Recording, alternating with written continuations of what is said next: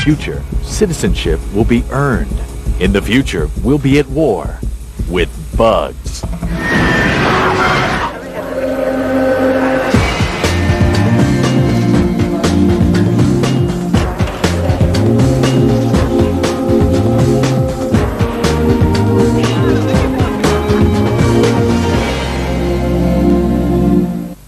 Hey everybody, welcome to E's Behind the Scenes look at Starship Troopers. I'm Todd Newton, and today we're at Sony ImageWorks Studios here in Culver City, California. And in the next hour, we're going to give you a very detailed look at this year's biggest and most anticipated special effects event.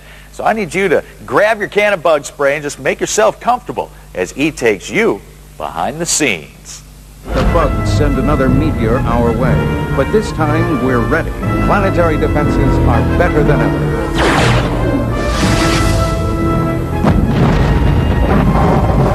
I'd like to tell you about the enemy in this movie, which are the arachnids, this planet that we attack and they attack us. I can't say too much about them, but they are the scariest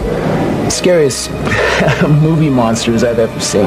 When audiences go to the movie to see this, they're going to see the best special effects ever. They're going to see a great sci-fi film. Paul Verhoeven, who directs this, directed RoboCop and Total Recall. Troopers is a tale of a bunch of kids in the future that get out of high school and opt to join the intergalactic military. A group of young people, young men and women that both starting off in the movie at high school, and then they go to boot camp, and then ultimately in the second part of the movie they come into this terrible and gruesome war against giant insects. I think this film is different than the sci-fi films that were made in the past because Phil Tippett created, these bugs that we don't have around today. They're bugs of the future. Approximately 400 years in the future. The bugs attack Earth, and then we go and try to claim their territory. These bugs are serious. They're as big as Buicks. They move at about 45 miles an hour. Oh, man. Terrifying. Terrifying. Okay, and action. Years before the cameras rolled on Starship Troopers, it was a groundbreaking novel. This was written immediately after the Second World War, a couple of years later, by Robert Heinlein, and he is portraying a not so democratic society. And in fact, you could call it nearly pseudo-fascist. Starship Troopers follows the lives of a tight-knit group of friends. It's young people that really feel that life is wonderful. They're at high school. Everything is promising. Casper Van Dien plays Johnny Rico, a kid who, despite his parents' wishes, opts to join the military. On about! I've been thinking, and I'm going to do it, Carmen. I'm going to go for federal service. That's great. Denise Richards is the high school sweetheart who goes on to become a Starship pilot. Oh yeah, I'm the pilot. Patrick's not. He's the navigator. Melrose Place veteran Patrick Muldoon plays Xander Barkalow, who joins the military in order to become a citizen. You don't have the right to vote. You don't have the right to do anything unless you serve your 2 years in the military. Free Flores, reporting for duty, sir. Dragonheart's Dina Meyer plays Dizzy Flores, who's tough as nails except when it comes to Johnny Rico. It's sad after tonight, most of us probably won't see each other again. Doogie Howser's Neil Patrick Harris is Johnny Rico's psychic friend. Johnny, I'm sorry it had to be your unit on P. That mission had a very low survival probability. I'm as serious as a stroke. I play Carl Jenkins, who can touch the animals and know what they're thinking. Carl's psychic ability secures him a position in military intelligence. You don't approve? Well, too bad. We're in this for the species, boys and girls. It's simple numbers. And in the meantime, Rico and Dizzy must settle for boot camp. Hi, and your senior drill instructor, Career Sergeant Zim. Second again. Clancy Brown plays Sergeant Zim. Zim is allowed to do everything short of kill them in order to teach them how to survive. Put your hand on that post! Jake Busey is a wiry recruit. That was a good one. Oh, yeah. In this movie, Starship Troopers, I play a guy named Ace Levy. And I'm I guess you'd say, the right-hand man to Casper Van Dien's Johnny Rico. Sir, I don't understand. But it isn't long before Sergeant Zim makes soldiers out of his recruits. The first words and the last words out of your stinking holes will be, sir. Do you get me? Sir, yes, sir. He is the one that takes Johnny Rico and his peers and turns them from sort of self-absorbed high school students into willful killers. Remember your training, and you will make it back alive. Suddenly they get involved in this really gruesome war, and then all innocence falls away.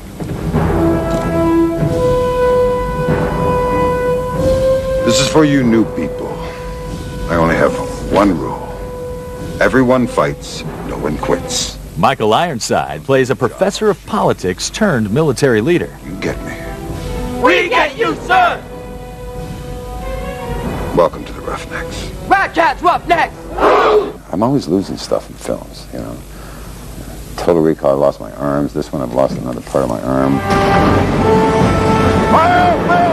And once the bugs show up, all hell breaks loose. As our 1 hour look behind the scenes continues, we'll meet the bugs. Doesn't realize it's dead. And you'll hear about everything from the co-ed shower scene to the brutal boot camp.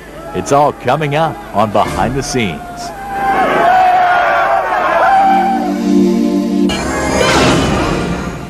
Welcome back to E's 1 hour behind-the-scenes look at Starship Troopers. Now this is the model used for the drop ship. All the soldiers would cruise around in this and would drop them off at their battle destination. They'd jump out and go to war with the bugs.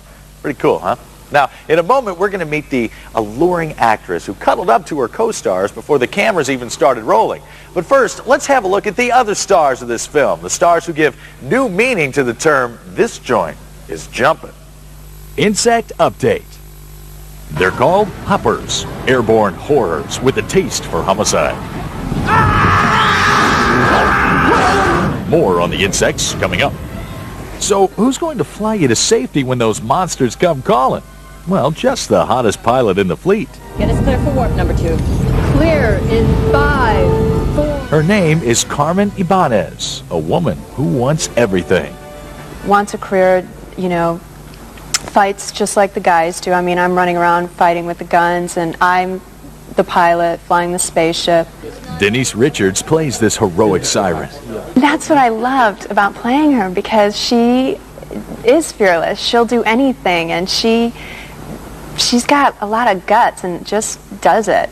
The character also happens to be the most desired woman in the fleet. Johnny. Xander likes Carmen, and so does Johnny. Xander has a little thing for Carmen.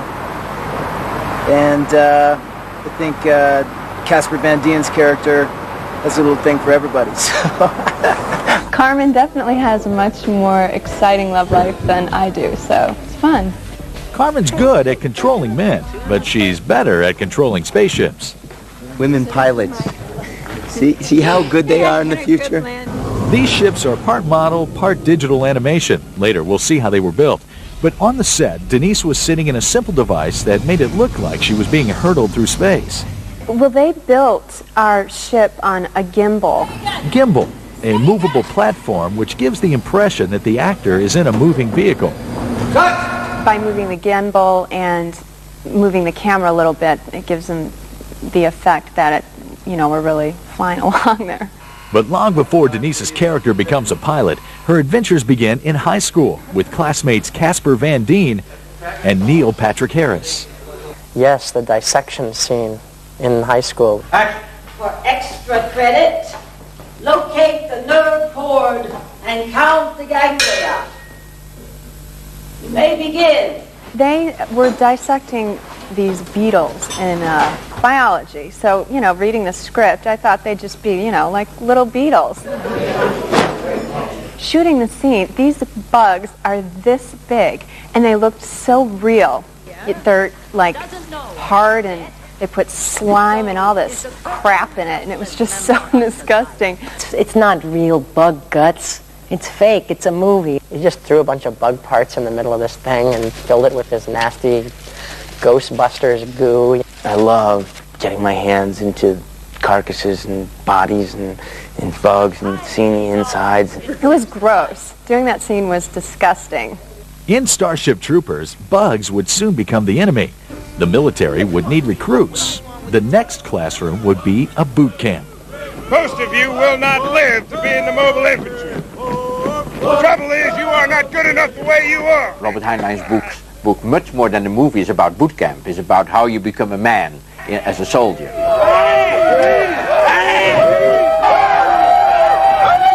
Military accuracy is a critical component of Starship Troopers, and so Paul Verhoeven hired the top military expert. Captain Dale Dye did our military coordinating. He coordinated G.I. Jane, Born on the 4th of July, Platoon. Now, supplemental rope puller. Get in there, horse your way in, throw your butt at him. Get in there. On a conventional film set, the assistant director often relays orders to the cast. But here, Dale Dye frequently has the last word. And this man means business. Pass the word. Your people are to be screaming in full dudgeon at this point. This is war cry. We will kill some bastards, and I want to hear about it before you hit that camera. How copy, over? And weeks before shooting began, Dye was the commander of a real boot camp, open to members of the film's mobile infantry unit. Casper and Jake and Dina are in the mobile infantry, and then Patrick and I are in the fleet. Captain Dale Dye, who was our military advisor, I asked him, I said, hey, I heard about this camp, can I come out to the camp, and kind of learn the ropes a little bit? And he's like, no, man, because you're fleet. Because fleet doesn't mix with the grunts. I didn't have to do the boot camp. I begged them. I'm like, let me go to boot camp. Rope pullers! Better! Looked like you had some weight on it. Heave into it. Can you hear the cadence up front? And we just did weapons drills and exercise all day long. The boot camp for me was just getting me back into shape and getting me back into, my mind frame. And it was awesome. I loved it. You can't hear it in that mob? Of course you can. You need to be listening for it. We did physical training, the running, exercising. I mean, I just thought it was sheer insanity, but... This is our captain. During boot camp, this is the man that put us through the trenches and the bug test and everything else. We wouldn't be the fine, outstanding unit that we are if it wasn't for him. That's correct. Yes, sir. Never forget it, lad. Casper loved it. Casper comes from a military background and has been in some military school for a couple of years. So he enjoyed that enormously, and he is very good at that. So he was eating vegetable mush and like raw beef and like strange things for his physique and working out every lunch day. Oh, Casper. What'd you say I look like? A superhero. The way you... She said I look like a superhero.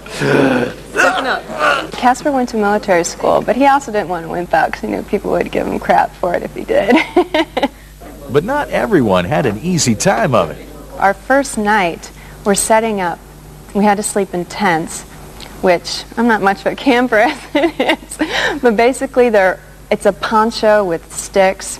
At 1 a.m., we're all in our sleeping bags with these tents with no front and no back. There was a blizzard that they weren't expecting, but we were so miserable. Denise, her whole tent just turned into one little stick with it just looked like a jacket, fluttering in the wind. I walked down the hill and I'm telling Casper there's snow in my tent. Like, my tent's the only one with snow in it, and his tent didn't have any, so yeah, I slept in between he and Jake. Casper was very happy. Casper thought it was okay, and he helped everybody. Yeah, I got into it. I went out and covered some of the tents up that had women in it.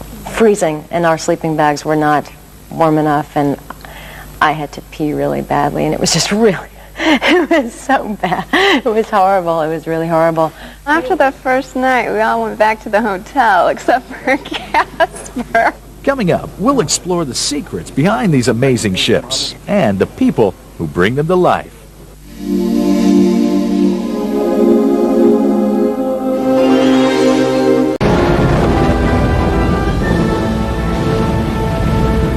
So we said, early on, from the storyboards through every discussion with Paul, we're going to have these two ships hit.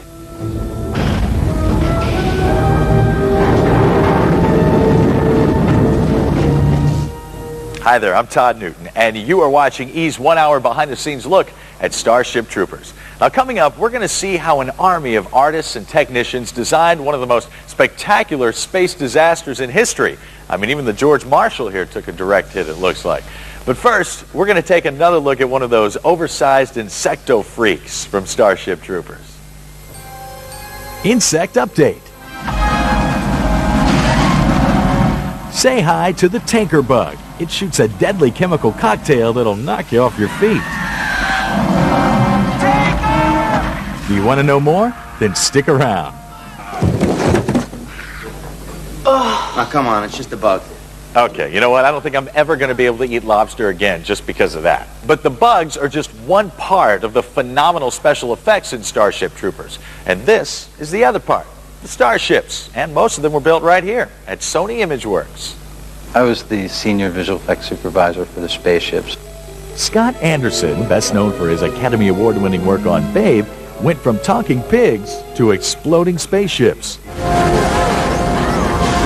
Okay, we'll keep on that, get the other ships that's moved in. And in the almost 2 years that everything was designed, prepped, shot, and the models built, designed, shot, all that work, we had a crew of, in the end turned into about 270 people. Scott headed up a diverse team, which included effects supervisor Dan Radford. The main role of the visual effects supervisor is really to be the holder of the vision, of the look of everything. In this case, everything meant every planet, every star field, and every explosion. Then there are the critical battleships and fighters. Then you've got the ships who basically ferry goods or people around. You have the drop ships.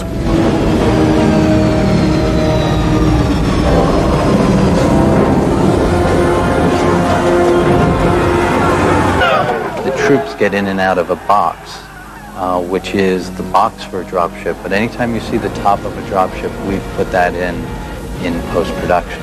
And then there are attack fighters. They do the aerial bombings. But the mother of all craft is the largest ship in the fleet. That is one of our models of the Roger Young class ship. These are massive boats, and they react and fly in that manner. These large ships are like the battleships and the aircraft carriers, multi-purpose. And they're the largest by far. Nothing else really approximates them in terms of size. Massive models like this were built for a series of astounding scenes, whose visuals were born in the mind of director Paul Verhoeven. First, I made the storyboards, and then I gave them then Scott Anderson had the storyboards. Paul had a lot of storyboards, a lot of ideas for all the shots. After the storyboards, we then shoot animatics. We worked with what we call pre-visualization, which is a digital version, very low res, very rough, of animatics, digital animatics.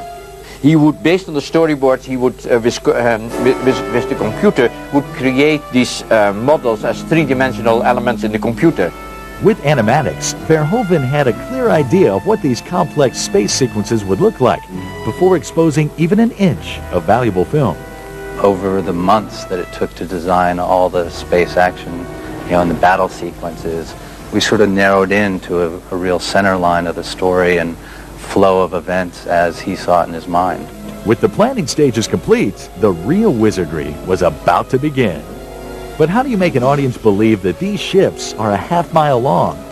The solution, maybe not surprisingly, is you build very, very large models. George Merkert is the visual effects producer at Sony ImageWorks.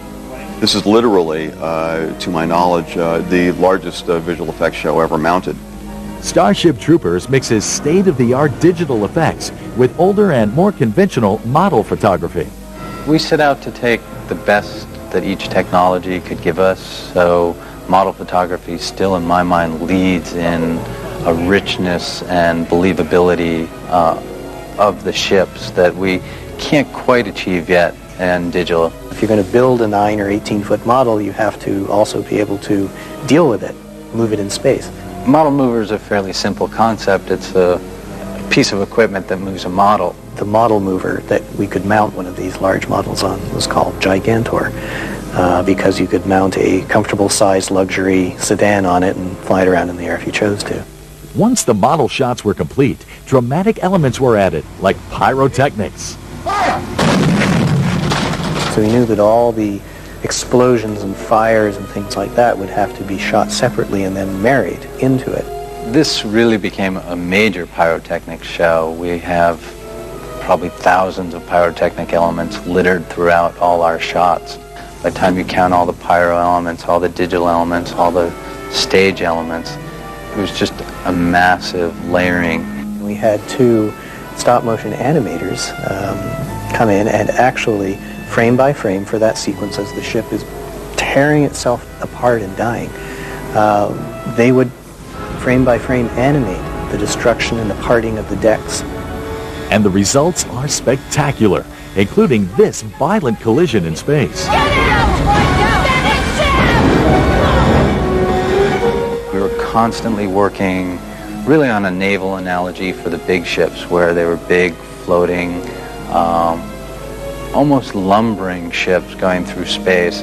And so when they finally came together, it's sort of like a train. You can't stop a train once a collision's imminent. Here, all the metal-crunching details are in plain view.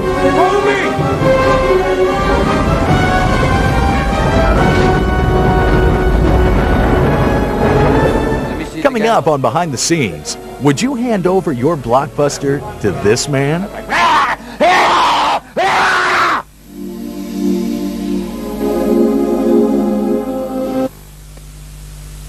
En breve, regresa con ustedes.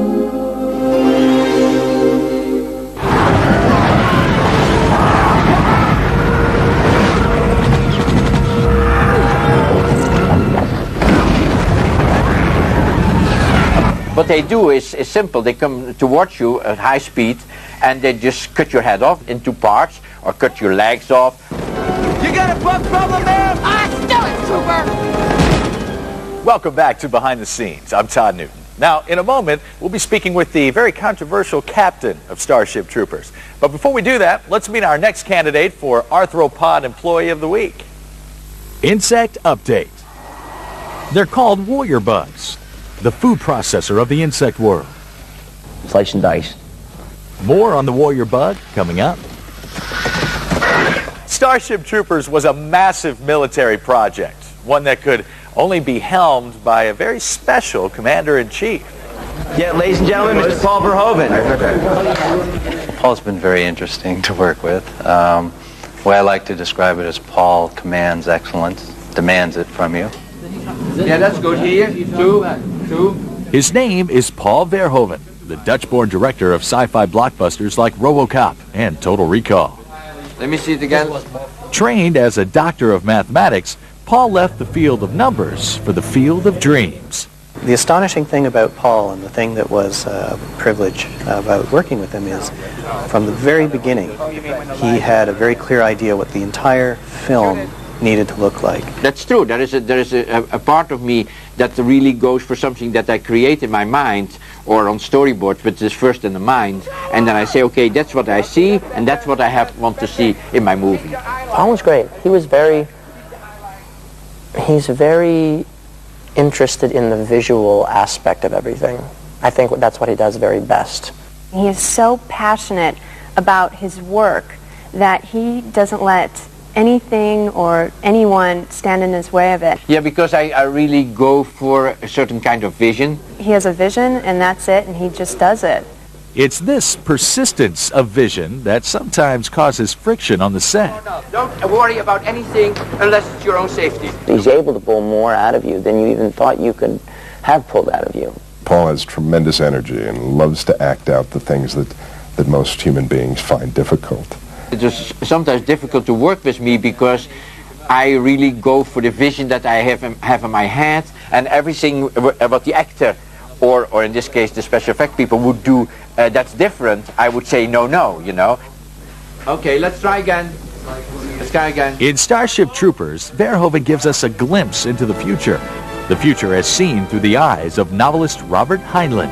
Anyhow, what he was portraying was a society that was pretty harsh. A society steeped in the ways of war. Paul has a very clear vision of what war means. What I added to that was my own memories of when I was a soldier in the Dutch Marines for 2 years. That was around 64, 66. And I was drafted for 2 years and had to go to boot camp, of course, before I became an officer. But Starship Troopers is more than just a sci-fi techno-war fest. It's young people that really feel that life is wonderful. They're at high school. Everything is promising. They're innocent. They're naive. They don't know what life is about. And then suddenly they get involved in this really gruesome war. And then all innocence falls away. And then there are the bugs. Armies of them everywhere. Massive, murderous arachnids. They're destroying forts and just ripping through your armor and ripping your head off. These are not bugs that we, see every day. These are bugs of the future, so they're disgusting. Later, we'll see how the bugs were created for the screen. But on the set, the actors worked with their imaginations. There's nothing that we're reacting to. I mean, sometimes they'll put these sticks in the ground with tennis balls to show us, our eye line and how big it is. Okay, this is the bug. These are our bugs. This is what we use as a bug. When they say the bugs are coming at you, they hold these things up and they say, this is the bug. Yeah, and they run to Look it like this. But coaching them every step of the way is a well-trained, completely calm master craftsman. Something like that. So we would actually be fighting nothing. Well, of course, Paul Verhoeven would be going through, bugs, going all crazy and nuts. From the side of the camera, I would make these sounds or these gestures so they get them the feeling that the animal was next to the camera. He'd do this impression of the bugs, he'd say, okay, and the bugs come and they go, ah, and he'd start screaming and waving his arms around. Slash!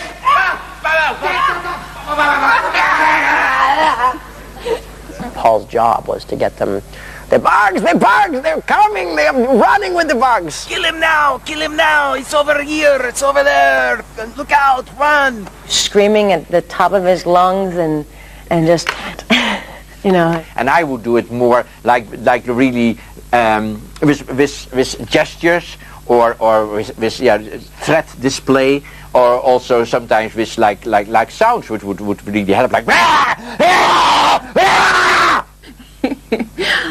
I love Paul.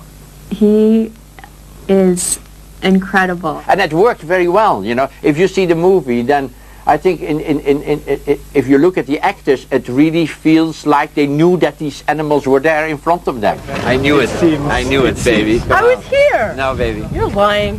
No, come on. Liar. Gee. All right, fine. Yeah? All right, fine. Try again. Thank you. Technical baloney.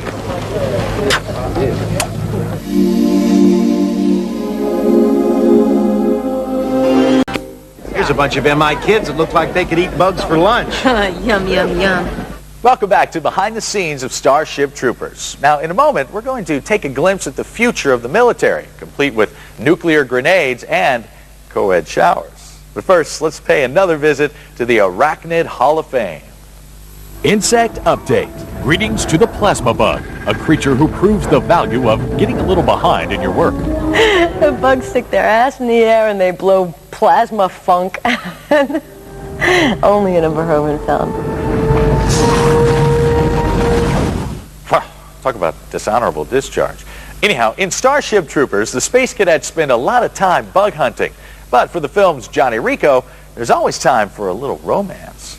Johnny Rico is just a guy in school that joins the military because he wants to impress a girl. The girl he's trying to impress is high school sweetheart Carmen Ibanez. My father's not home tonight. And then, I meet up with Xander, who's played by Patrick, and he's interested in my character. Patrick Muldoon plays Xander Barkalow. This is Xander. This is what I could have been. Yeah, we know each other from the game. No hard feelings? Xander Barkalow is been in the military his whole life. And he's an ace. He's an ace pilot. and he knows the ropes. Captain, we're in the path of an unidentified... Our clothes off. The shower with 12 people. Stripping down for the film's controversial shower scene wasn't as easy as Dina hoped it would be. The last time I was naked in front of so many people, there was women at the gym in the locker room, which is okay because no one's looking, right? But for Paul Verhoeven, director of the steamy Basic Instinct, he had no hang-ups about letting it all hang out. Come on, what's the big deal? You just take your clothes off. It's a big deal. You Americans make such a big deal over this. It's, so what? You've seen one, you've seen them all. And in an attempt to show Dina how easy it was, Verhoeven removed his own clothes. But this, you've got 7 guys and you got 8 girls and you're just seeing things all over the place, hanging around, and it's a little distracting. But military life has other distractions as well. Hey, guys, we should all get tattoos. Hey, yeah, come on, let's all get cut together. Why would I want a tattoo? Oh, what, your skin's too pretty? Come on, everyone's different.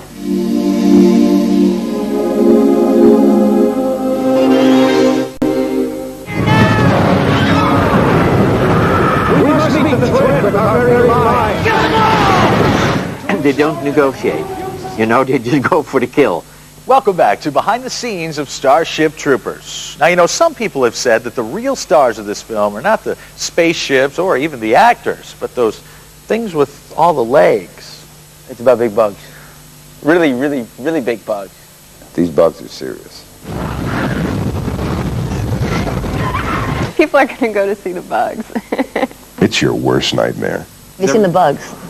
The bugs are pretty big, too.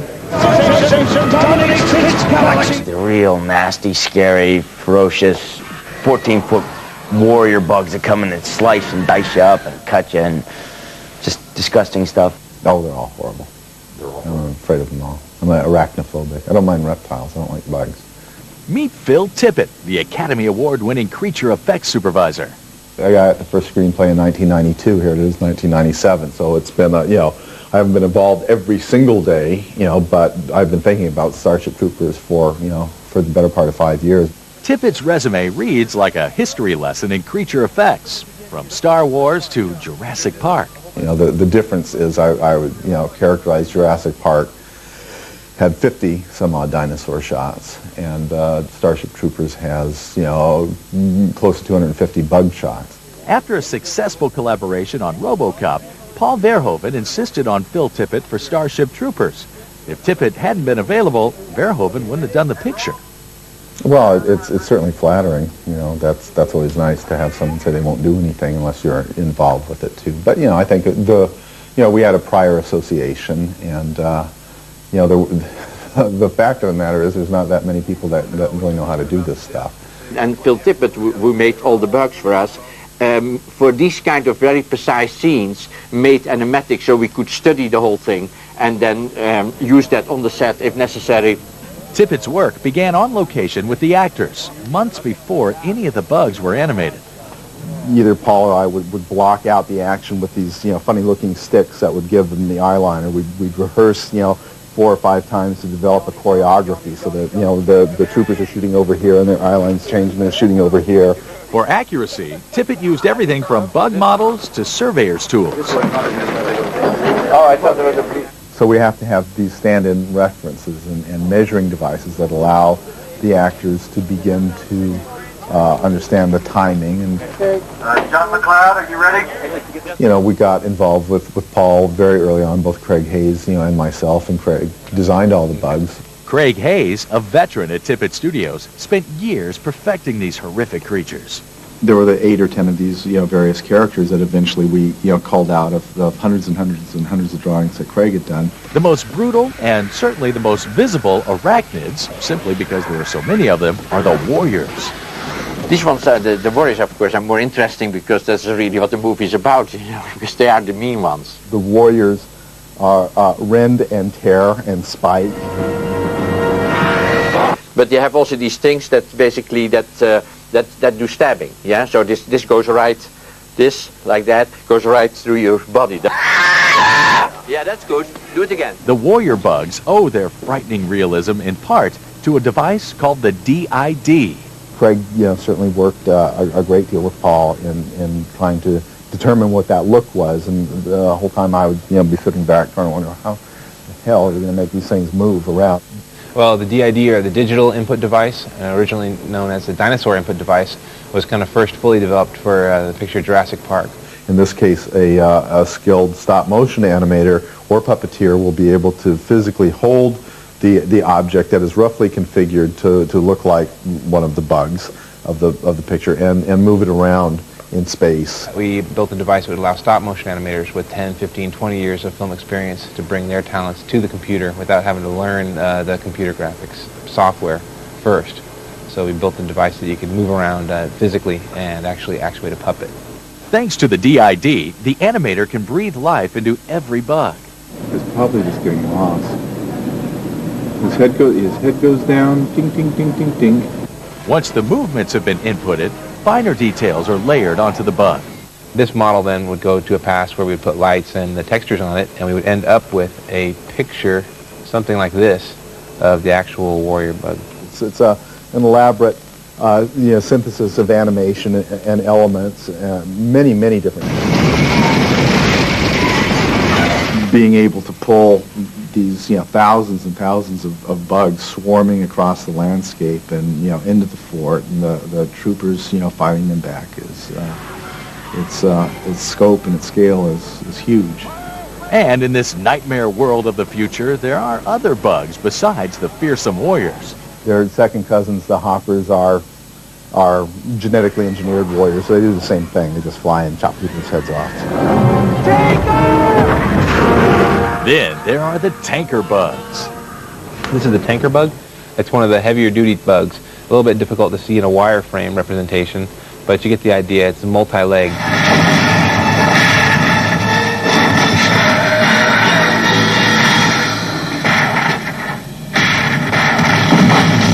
The tanker bug is a tank with a flamethrower on it that spews out the viscous goo that melts people.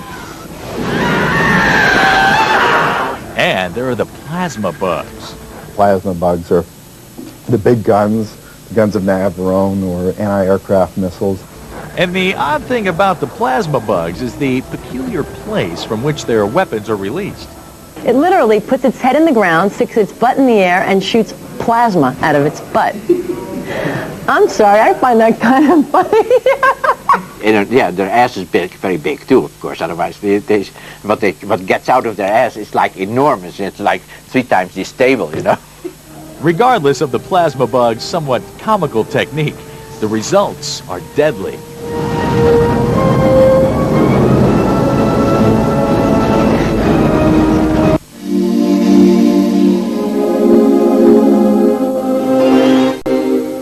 Welcome back to Behind the Scenes of Starship Troopers. I'm Todd Newton, and I'm standing next to the world's largest model mover, and it was made especially for Starship Troopers. Now, coming up, we'll get a hint of the terrible power hidden beneath Planet P, and a chance for you to call one of these starships your very own. Johnny, I'm sorry it had to be your unit on P. That mission had a very low survival probability. The bugs laid a trap for us, didn't they? Elegant proof of intelligence, isn't it? I thought there might be a brain bug on P. Brain bug? In this hand-to-leg combat, who knew the Arachnin army had a commanding general calling the shots in this bug-infested war? I'm touching the brain bug, and it rears its ugly head, and I gave one of these looks. We want to capture their brain, how they think, because we find out sort of halfway through the movie that, or maybe 3/4 into the movie, that the bugs, what they do is after they kill the humans, they suck their brains out. Can't go into brain sucking. Very sensitive issue. You don't approve?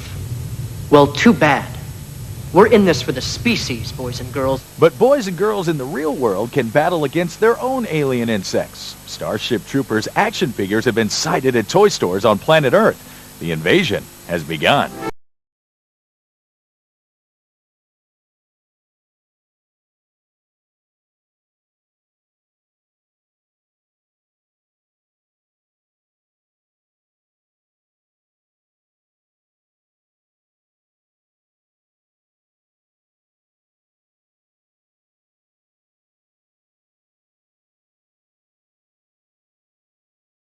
To action figures, some members of the Starship Troopers cast had their own ideas. Your head's going to be this big on your Barbie doll that they make. It's going to be the biggest head ever. You and Patrick. Thank you so much for watching Behind the Scenes. I'm Todd Newton, and we'll see you next time. That was a good one. Oh, yeah.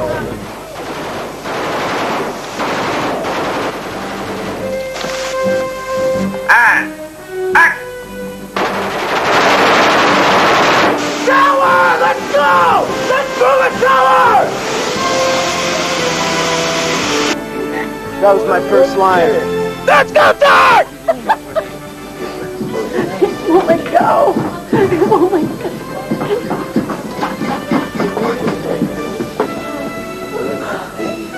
Thank you. This is Patrick. You want to have a drink at the bar? Yeah. Drinks on me, baby. Wait a second. Cut!